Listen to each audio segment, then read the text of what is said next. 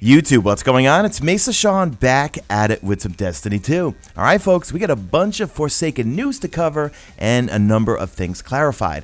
I am still here in LA at E3, courtesy of Activision for flying me out here to get some hands-on time with Forsaken. That's my gameplay in the background. If you want to see some more videos on how Gambit works, on the new exotic bows, power cap, all that sort of stuff, links will be in the description and annotated on screen. Let's get into the news. The new power cap is going to be 600 power and the overall level cap is going to be 50. When I covered this yesterday, a number of you were saying, I don't believe you, where's the proof? And I said, well, Scott Taylor and Steve Cotton said it right to my face in the breakout sessions and said that I could quote them. Well, if you don't believe me, I will link a number of articles from PC Gamer, Polygon, and so forth. Yeah, they confirm it there too. The new power level is 600. That's going to be the cap. So we have to grind our way from 385 all the way up to 600. Since we're on the topic of power, power is going to matter when it comes to Iron Banner, and then also Trials of the Nine come September. But it will also pertain to Gambit. So check this quote out here from LAIRS Backen in an interview with Polygon.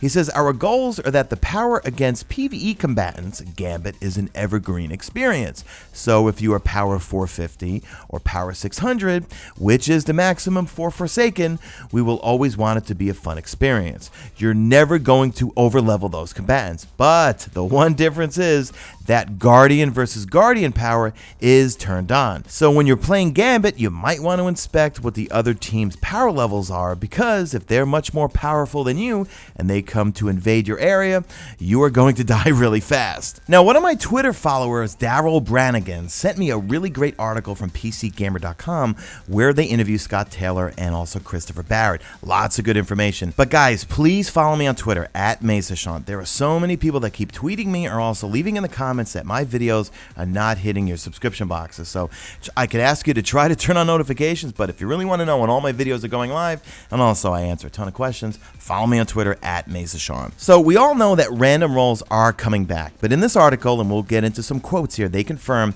random rolls are for the new weapons, not the old stuff. And by the way, the old stuff we can all bring into Forsaken. So things like Nameless Midnight, Better Devils, My Beloved Manananan, and I know I say that wrong, I say it on purpose, I will be bringing those into Forsaken, and you can infuse those up to 600 power. So if you have Forsaken and you get a duplicate of, say, Nameless Midnight, it's not going to have random rolls in it.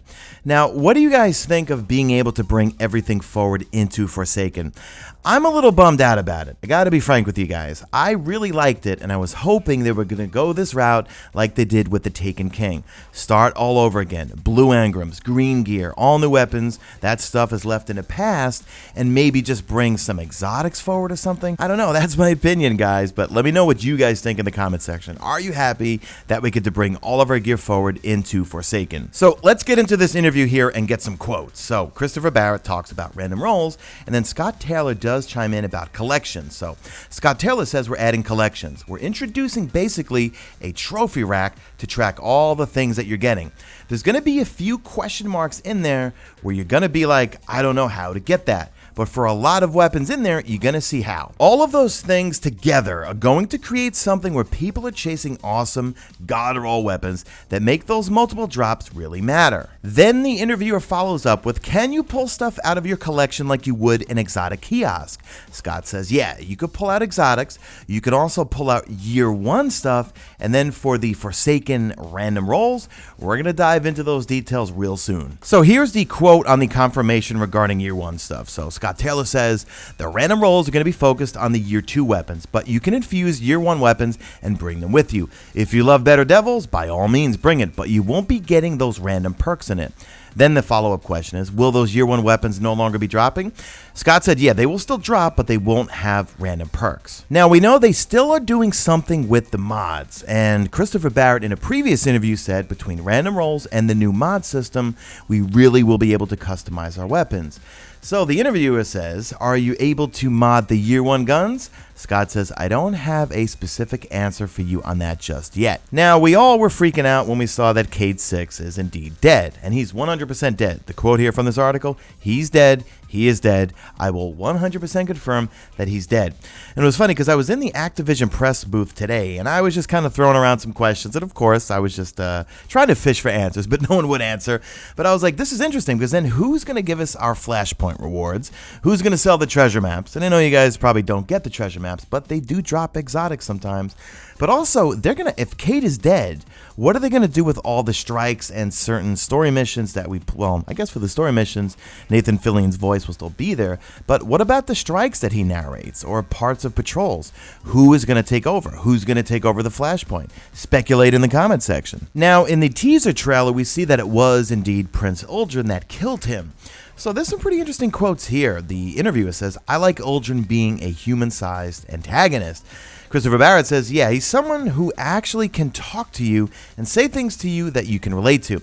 I think it's going to be really, really cool. And then Scott Taylor chimes in, and Uldren is able to vocalize what he's doing and why, and you'll very clearly understand why he's doing this. Now, in the press kit that I got from Activision, Uldren, his pictures, they're listed under the folder NPCs, because we see Petrovenge, she's back, she's going to be an NPC.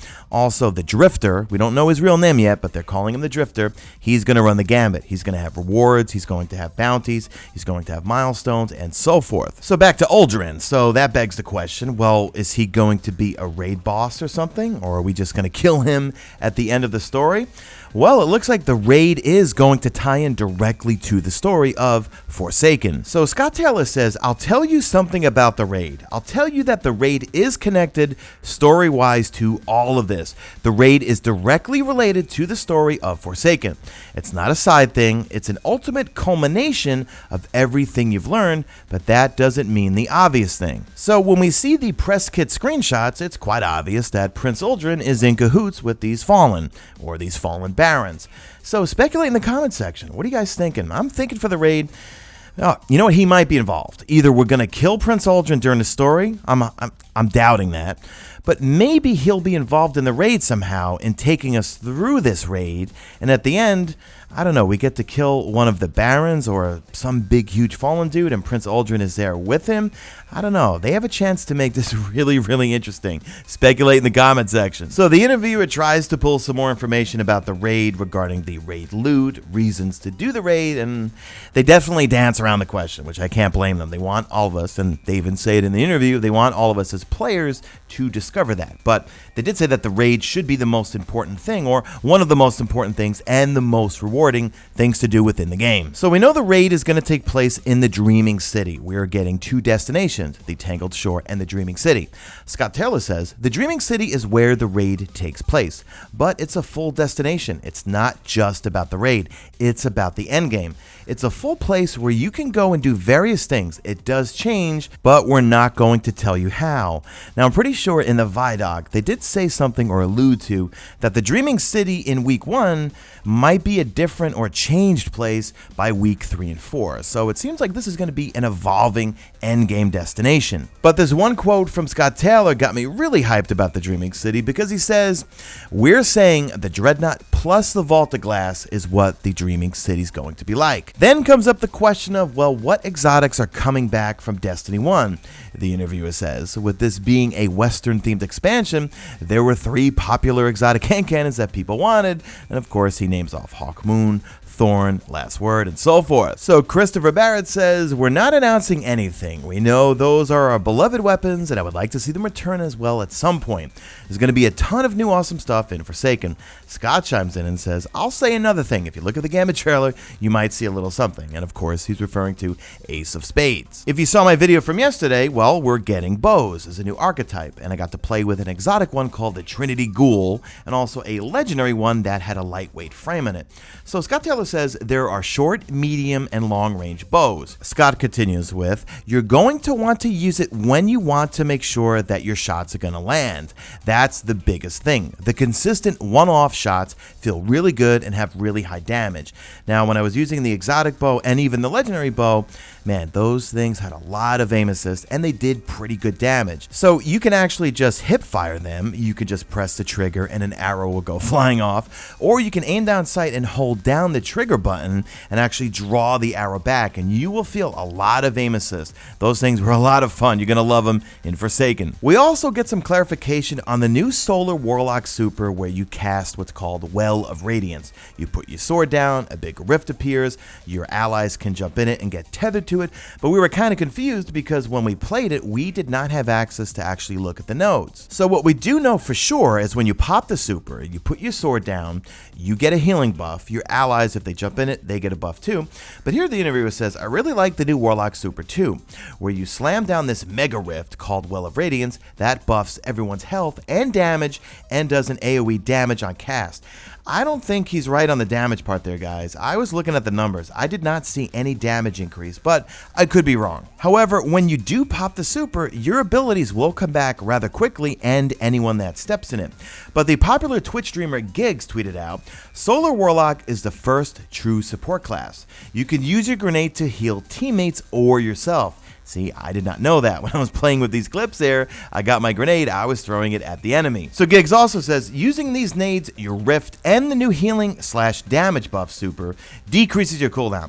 He says damage buff here too. Guys, I was looking at the numbers. I did not see really that much in terms of damage output, but I think this thing is really just for supporting you, keeping you healed, but obviously if your grenades can heal yourself and your enemies, kind of think of Devour on the Voidwalker, this is going to be a pretty good support class. Now, one thing I want to cover before we go, guys, I hate making these long videos because I know you guys don't want to stay to the end, but if you do, leave me a #minute to the end. John Wisniewski said, hello friends, fine-tuning ammo and the time to kill in PvP is the last big item we are still working on for Forsaken.